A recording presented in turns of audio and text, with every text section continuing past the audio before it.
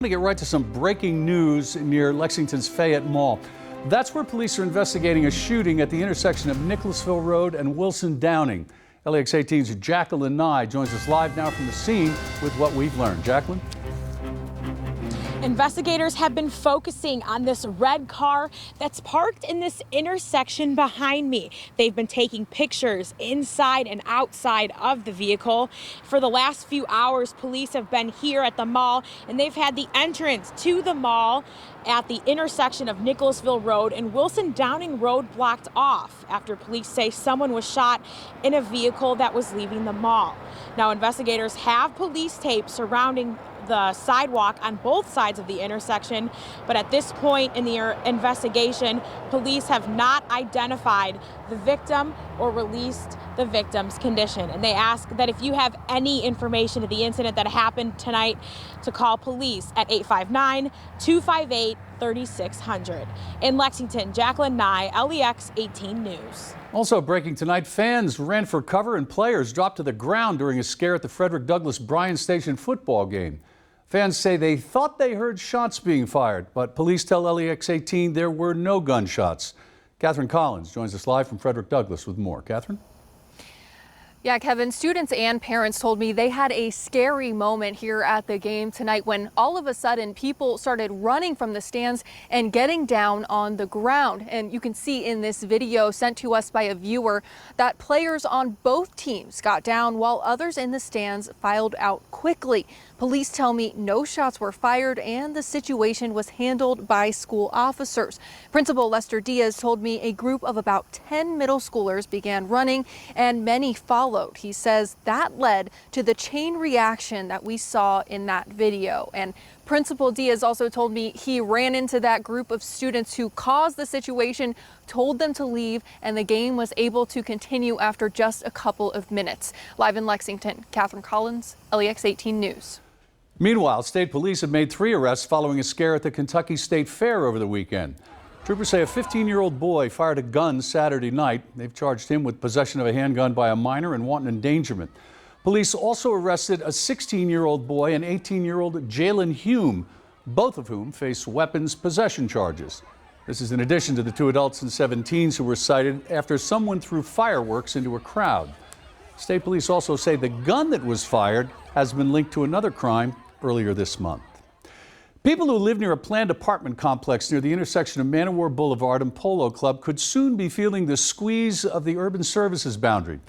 LEX 18's Catherine Collins filed this report earlier tonight about how, despite a significant show of force against the project, the plan is moving forward. Brad Wallace says when he and his wife were house hunting 2 years ago, this home in Blackford Oaks seemed perfect. We thought, wow, this is great. Cul-de-sac. Everybody wants to be in a cul-de-sac.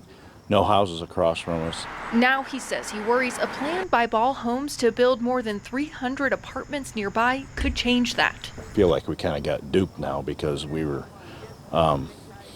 they kind of just changed the rules. On Thursday night, despite more than 50 letters and a petition against the change with more than 1,000 signatures, the Planning Commission approved a proposal to change the zoning of land near Wallace's home to allow the apartment project to move forward. Commission member Frank Penn says the 2019 decision to not expand the urban services boundary means there will have to be more density on available land inside it. I guess it's the old adage, you can't fight City Hall. You know, they're going to do what they want to do. So it's like, I don't think we really matter to them. However, the proposal still has to be heard by the Urban County Council. In Lexington, Catherine Collins, LEX 18 News. A lawyer for Ball Homes, Nick Nichols, had said at the meeting that according to a recent study, about 6,000 apartments are needed to meet local housing needs. Weather's been improving as we've worked our way through this evening. If you were out at Lakeside Live, it was a terrific evening out there. Radio 80, fantastic as ever. You are looking at weather that looks fantastic for your Saturday as we continue to clear the clouds out. That northerly wind will also bring in low humidity, cooler temperatures, but sunshine during the day. Right now we're sitting middle upper 60s. Your day tomorrow begins in the upper 50s, but only finishes near 80. We'll talk about the rest of your weekend in just a minute. Thank you, Bill. A Versailles man has been indicted after a Lexington woman told police he was raping her teen sister. Daniel Orlando Vega is charged with 3 counts of second-degree rape and 1 count of third-degree rape. The victim's 19-year-old sister made the complaint after the girl confided in her sister. According to the indictment, Vega, who would often babysit the teen and her younger brother, admitted knowing the victim was underage. He also admitted that he was in a sexual relationship with the victim's older sister.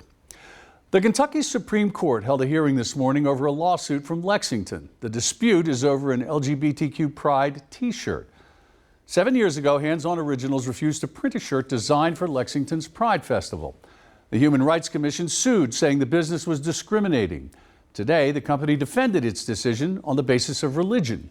A lawyer for Hands On Originals stands by the decision, saying the owner shouldn't be forced to do something that violates his religion. But the Human Rights Commission is concerned about the precedent this could set for any city with a fairness ordinance. This is what the company owner, Blaine Adamson, had to say following today's hearing in Frankfort. I will work with any person, no matter who they are and no matter what their belief systems are. But when I'm presented with a message that conflicts with my faith, that's just something I cannot print. That's the line for me. I don't walk into my business every morning and leave my faith at the door. And I think everyone, my employees, my customers, and even the community is better for it. Lower courts have supported the company's decision and upheld the decision based on religious freedoms. Now we will wait for a ruling from Kentucky's highest court. High school football season officially kicked off tonight, and we couldn't have asked for much better weather. And this weekend will definitely be one to get outside and enjoy. Bill's up next with your Storm Tracker forecast.